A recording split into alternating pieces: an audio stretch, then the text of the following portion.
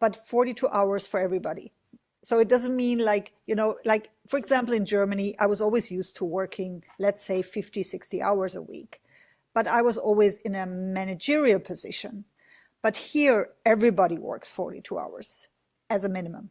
So, so unless you have a part-time contract, there's really not a lot of flexibility in the schedule.